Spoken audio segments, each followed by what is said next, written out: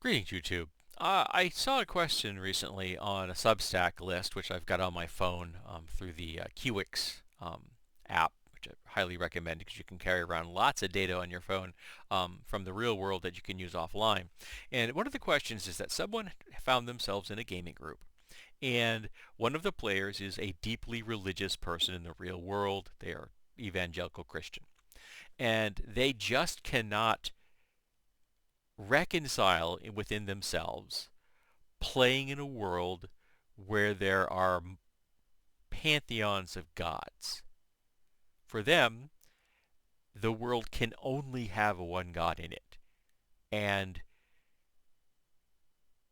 a world with multiple gods is something they find to be, anathema to their very nature. Um, and that people were discussing, in response to this question, what should I do in this case? Because, this person is causing strife in the game. And of course, the question I would have asked, why do they want to play D&D? I mean, D&D or Pathfinder or any high fantasy game, there's lots of them.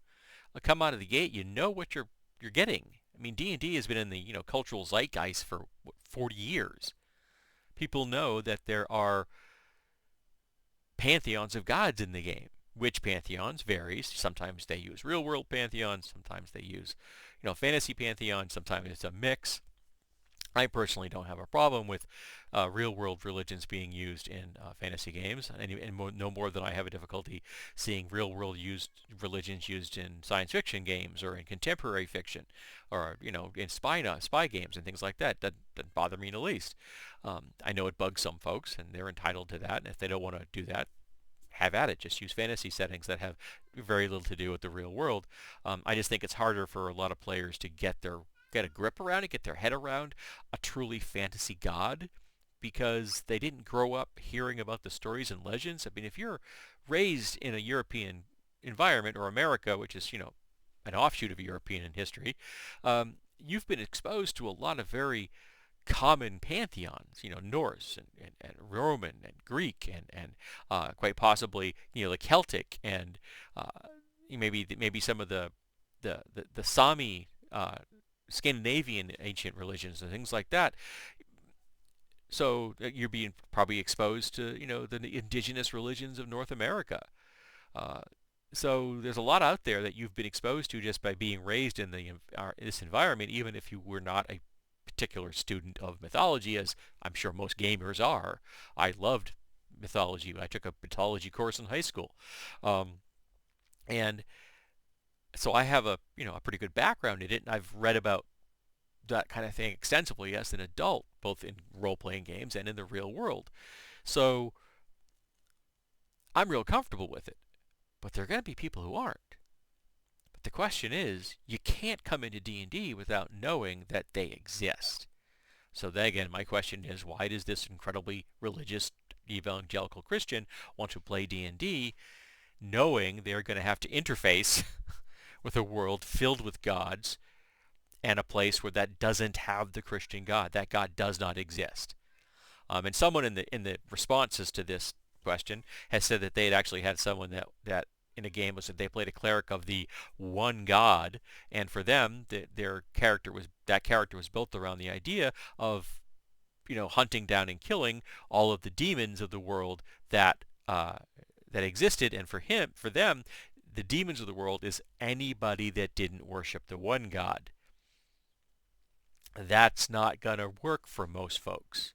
That's going to cause a lot of interpersonal strife amongst the players. It's going to cause a lot of interpersonal strife amongst the characters. It's going to mean that they are literally going to be at odds and at war with the entire world they're playing in.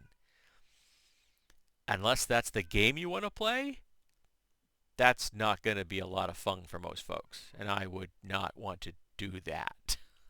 As a GM, I wouldn't want to run it. And as a player, I wouldn't want to be around that person. So I don't know why this person wants to play, D&D, even though they have a difficult time wrapping their brain around a universe that exists without their Christian God, a universe that is filled with a plethora of pantheons. As a side note, why don't more player characters worship pantheons as opposed to single gods? Pantheon worship to me should be far more common. Because in the real world, while some people did have a patron god, you pay homage to lots of different gods if you were living in a culture that had lots of different gods for different purposes. And yet you don't really see that in D&D. Most of the time it's, you got a cleric that's of one god, and they may give, pleasant lip service to the rest of that pantheon, but they don't worship them and they don't venerate them, which is, I think, weird. Um, but that's just me, because again, like I said, I do read this kind of stuff from actual history for fun. Um, I find it strange that someone in that particular worldview would want to play D&D. So I wish I kind of knew these people personally, and like to ask them. So George, why do you want to do this? If you know it's going to make you uncomfortable, and it, by extension, make everybody else in the game uncomfortable.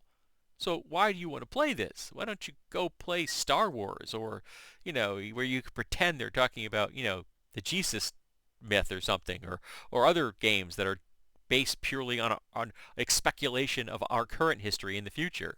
There's no reason you couldn't play a person that believed in God in a post-apocalyptic setting. That would be completely appropriate, particularly if it was fairly close to the event, because so it's going to be heavily based on our time period. So there's lots of role-playing games out there. You could play a spy. You could play James Bond type stuff that would take you, allow you to do stuff like that without having to concern yourself with worrying about the world being filled with things that you find religiously uncomfortable, even though the world is religiously uncomfortable for those that are really narrow-minded. Again, I read this kind of stuff for fun in the real world. So what would you do in that case? You've got a player that's really religious. They've told you they want to play in D&D.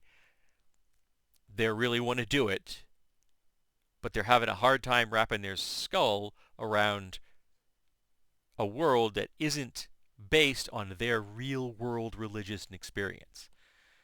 That they're having a hard time realizing that this is all make-believe. We do this for fun. This is cops and robbers. This is spies and spy and anti-spy. You know what I mean? This is not the real thing. Can be the Looney Tunes if you want to. Literally, you can play the Looney Tunes if you want to. So how do you handle that kind of thing? It's a really complex question, and I really wish I knew these folks, but I don't. So at this point, it's just kind of speculation. But we do that for fun, don't we?